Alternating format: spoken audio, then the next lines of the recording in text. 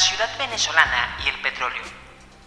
Las ciudades, como hitos urbanos, son producto de la apropiación del excedente, históricamente, y Venezuela no es la excepción.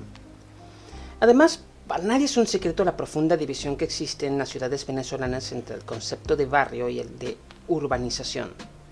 Las ciudades son como una especie de mosaico de barrios con distribución aleatoria y servicios públicos improvisados, y estas otras piezas que llamamos urbanizaciones, que cuentan con una mejor organización y distribución de servicios y todo eso.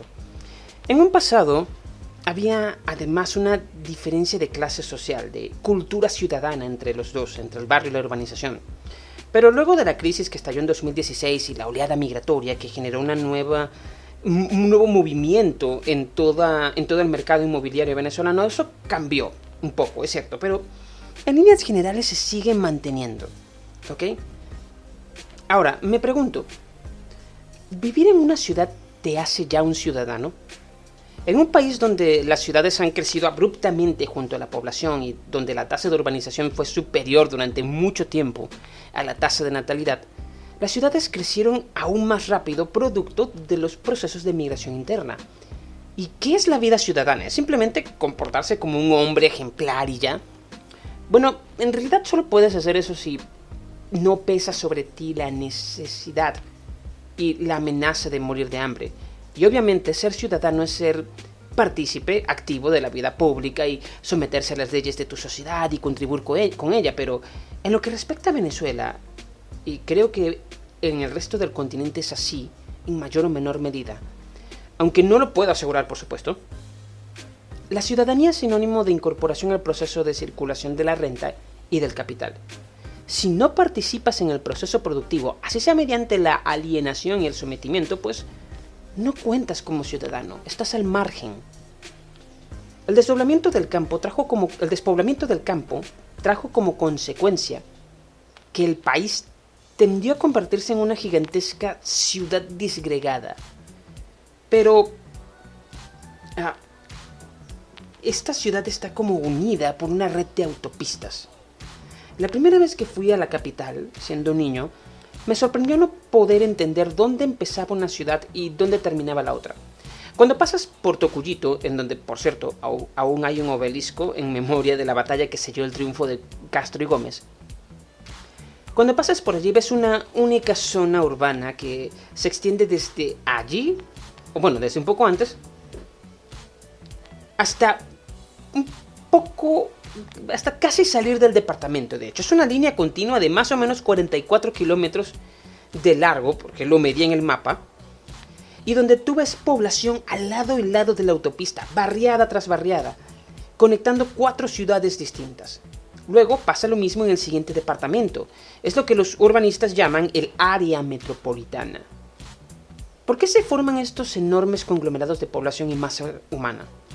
Siempre me lo pregunté. Todos se agolpan alrededor de la autopista y montan pequeñas tiendas o simplemente se paran a vender algo en la orilla de la carretera, lo que sea, y luego terminan viviendo allí. El siglo XX significó para nosotros el proceso de modernización, en el que las poblaciones de las áreas periféricas fueron adquiriendo progresivamente la cultura occidental y fueron asimiladas como tales. Sientes como que el mundo entero va progresivamente asemejándose a las sociedades occidentales de las metrópolis. Poco a poco se fue negando y abandonando todos los vestigios, no solo de la cultura indígena, sino incluso de muchas tradiciones de la hispanidad que adquirimos durante la colonia. Para nosotros la modernidad no fue una forma de pensamiento ilustrado o de madurez intelectual, como dice la filosofía. En la práctica concreta, modernidad era otra cosa acá, significaba algo distinto, significaba universalización de los servicios básicos, significaba la unificación del universo del discurso político-cultural mediante la prensa, la radio, la televisión. Modernidad significaba la presencia casi total del sistema de educación estatal, habitualmente laico. El sometimiento del proceso el sostenido proceso de inmigración del campo hacia la ciudad, la reducción de las distancias geográficas mediante un sistema de carreteras altamente eficiente y de la masificación del transporte automotor. Significaba la expansión de los medios de comunicación no masivos como los servicios de internet y telefonía, y etcétera, etcétera, etcétera. La modernidad era, o aún es una praxis.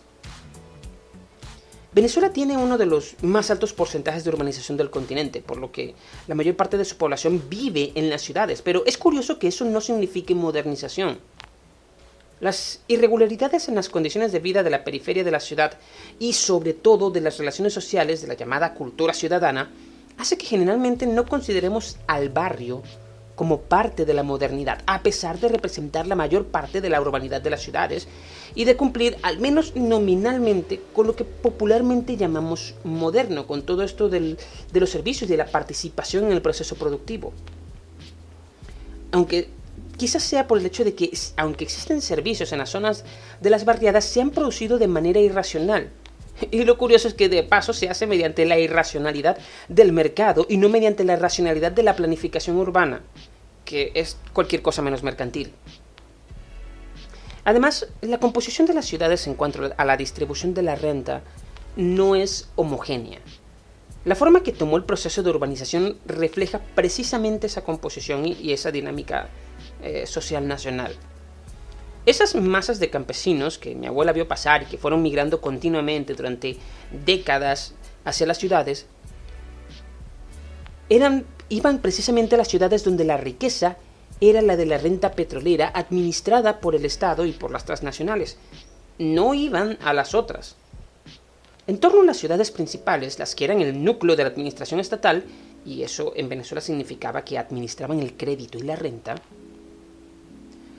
en torno a los puertos, a los campos petroleros y los parques industriales, se fue acumulando de forma desigual y no planificada toda la población inmigrante, generando los famosos cinturones de miseria que proveían de mano de obra barata al capital, en teoría.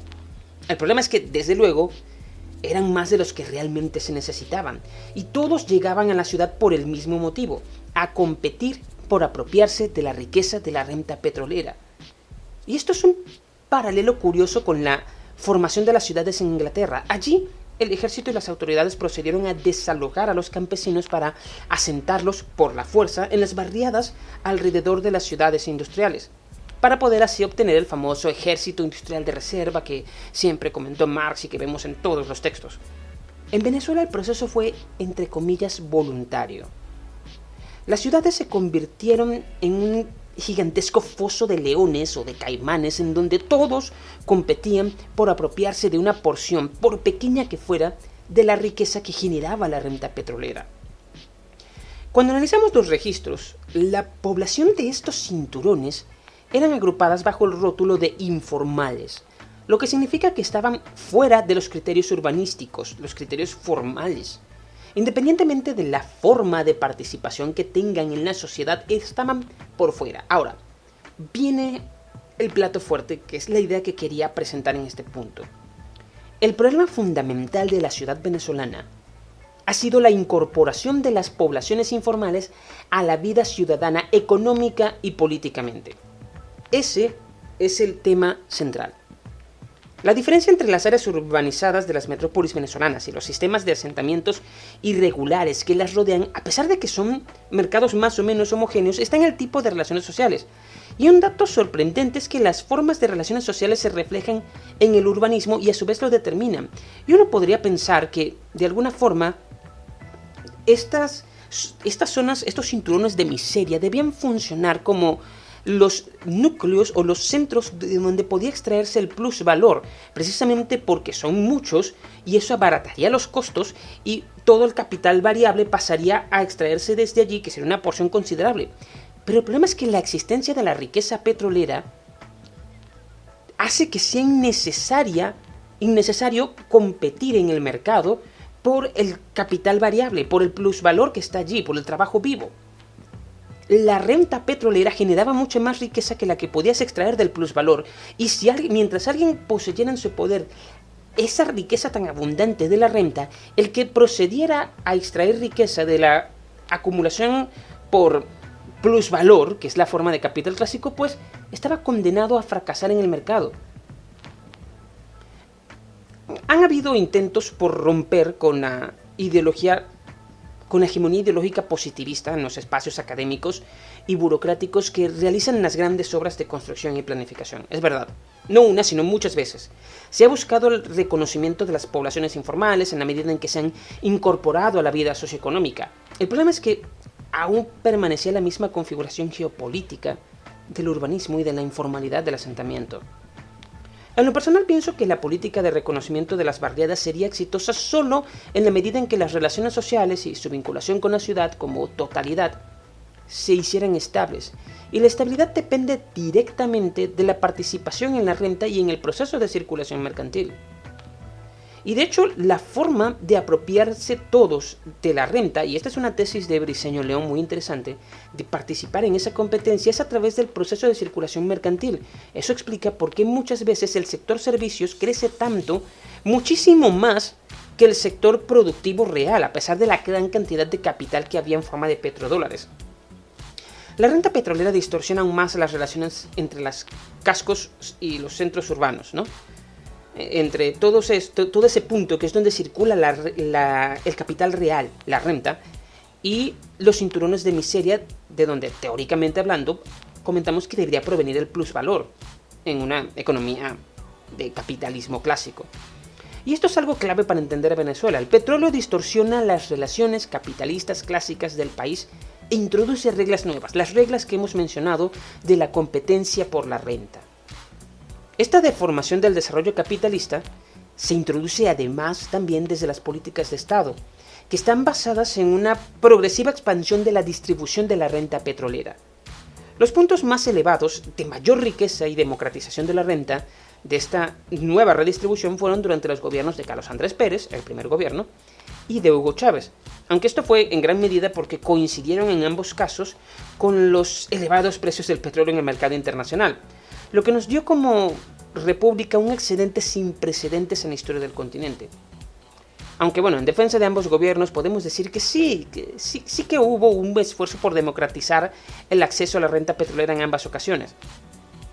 Estas políticas de Estado de corte populista indudablemente se basaron en la estrategia de civilización y culturización por incorporación al consumo, produciendo un consumismo desenfrenado e irracional que en ambos casos perjudicó a la economía real, contribuyendo a los desplomes de 1983 y de 2014-2016 respectivamente. Esta culturización es naturalmente la capitalista, el desarrollo de las condiciones necesarias para la aparición de relaciones sociales de producción capitalistas con la incorporación al mercado y al consumo de una población aún culturalmente real.